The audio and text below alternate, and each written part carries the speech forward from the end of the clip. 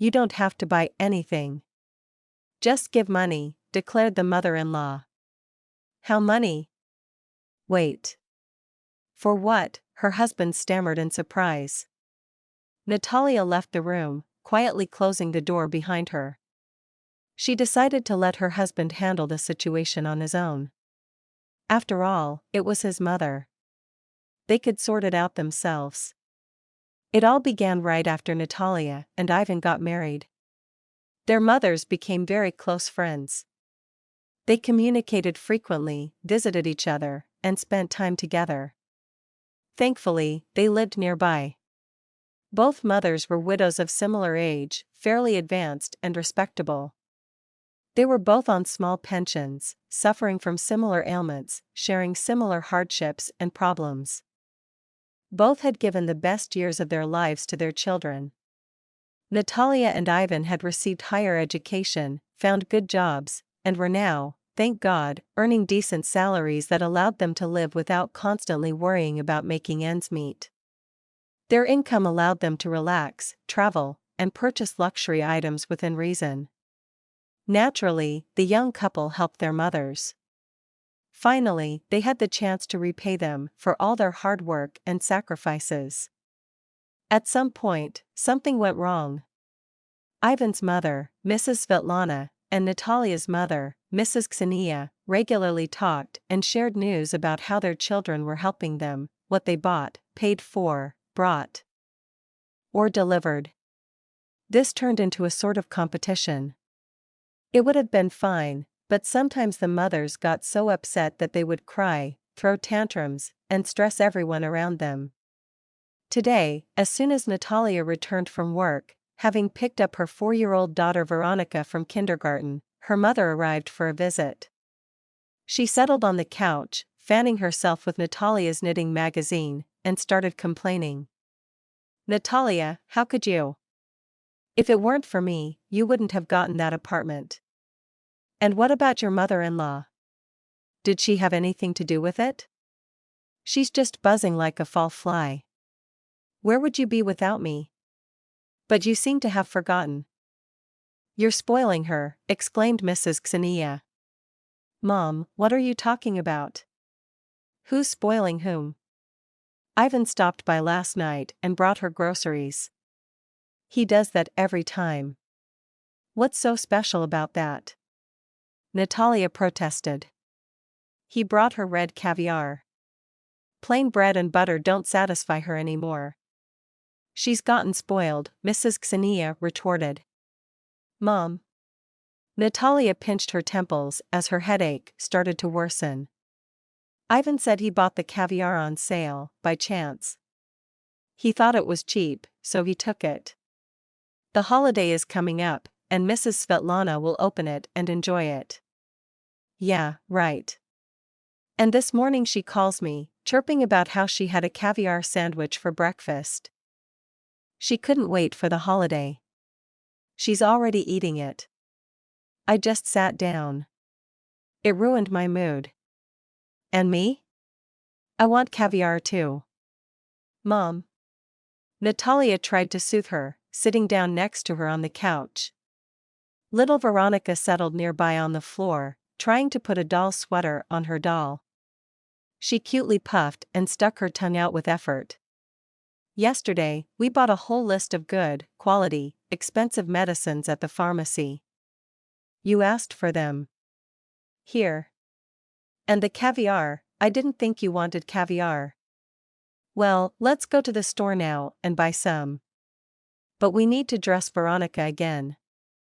I can't leave her home alone." "Don't buy anything," her mother said, pressing her lips together and sighing heavily as she got up from the couch. "I'll go home. These wonderful pills we bought, they don't respect the mother at all. They forget and push her aside." Natalia also got up, went to the hallway, took Veronica's coat, dressed her, and barely listened to her mother's grumbling. What was there to listen to? Nothing new. She was always looking for a reason to be offended. It was better to go for the caviar after all. Right now. Together with her mother. Walk her home, then come back themselves. There was plenty to do at home. And then, when she got back home, Mrs. Xenia would make that coveted sandwich, start eating, and most likely, without holding back, call Mrs. Svetlana. She'd tell her she was eating delicacies too. No worse than her. She'd hang up and calm down. At least until the next day, when some trivial thing would upset her balance again. But then, it was quite possible that Ivan's mother, Mrs. Svetlana, wouldn't sleep at night. And in the morning, she'd torment her son, call and complain, voicing some other grievances. Natalia's mother had an undeniable advantage. She believed that thanks to her, Natalia and Ivan got the apartment where they lived after their wedding.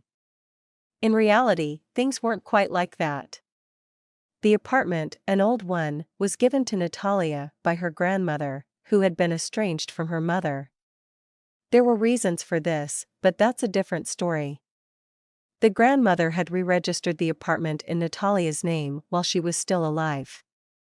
Natalia suspected that if her grandmother and mother had been on good terms and the apartment had gone to her mother, Mrs. Xenia would hardly have given it to them. Most likely, she would have rented it out. So the grandmother took care of her granddaughter. Later, when Natalia and Ivan started earning well, they sold the grandmother's apartment and bought a bigger place in a new building. However, Mrs. Xenia somehow believes that the apartment was her doing. Mrs. Svetlana, Ivan's mother, had her own trump card. She helped Natalia when she needed to return to work after Veronica was born. They were still paying off their mortgage, and money was tight, the daycare was not yet available. And the baby was only a year old.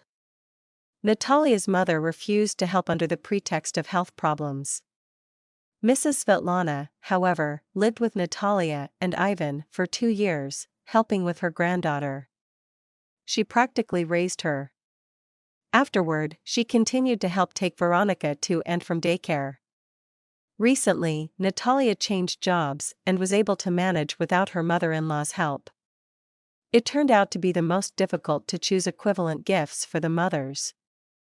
They would definitely meet, brag to each other, and one of them would feel shortchanged and get offended. Once, Ivan suggested solving the issue radically by giving both mothers the same amount of money. But that didn't work. The mothers unanimously agreed, for once, that a gift in an envelope wasn't a real gift. It was just a formality, dry and official, showing no care or attention. You can't treat your mother like that, they argued. She's not just some colleague. She raised, helped, and cared for you. And children owe her, and so on, and so forth. Until the next holiday. Then, once they received their gifts, the mothers calmed down somewhat. But then something unfortunate happened. Natalia's mother, already not in the best health, needed surgery. It was free under the quota system and would have been done, but not immediately. The situation was serious. Natalia and Ivan decided not to take any risks. They managed to arrange for Natalia's mother to have the surgery at a private clinic for a fee.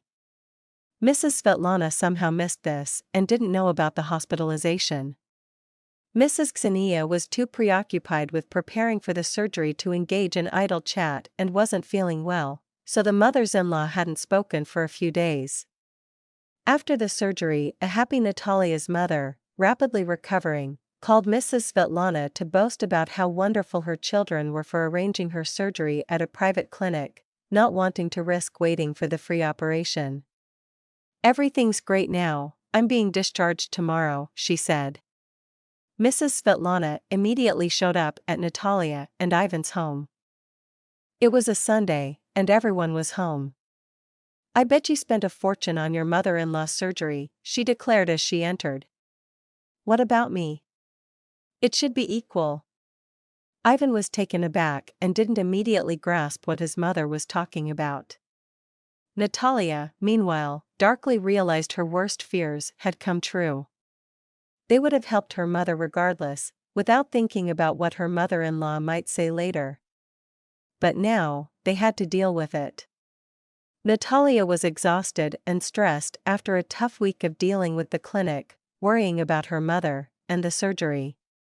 She had no energy left to placate her offended mother-in-law. So she simply left the room and went to the kitchen to make lunch. "She's gone. She's offended, crying," her husband announced half an hour later, sitting down and biting into a freshly made cutlet. "I told her everything. I feel a bit ashamed. I can't handle it anymore." Natalia sighed and said nothing. She stirred the soup on the stove, thinking about how, despite the absurdity of the situation, she felt a bit sorry for her mother-in-law. She was like a child who didn't get an ice cream. After all, they say, the young and the old are alike. "For 3 days, yes. To a sanatorium. Will you go?" "Good. Don't cry. I love you too. Bye, Mom." Ivan placed his phone on the table, exhaled loudly, wiped his forehead, and sat down on the couch next to his wife and daughter. "I think it's settled." Natalia looked at her husband and smiled. That's good, she thought. A mother is a mother. There's no one dearer. And if a son respects and loves her, is that really so bad? So bad?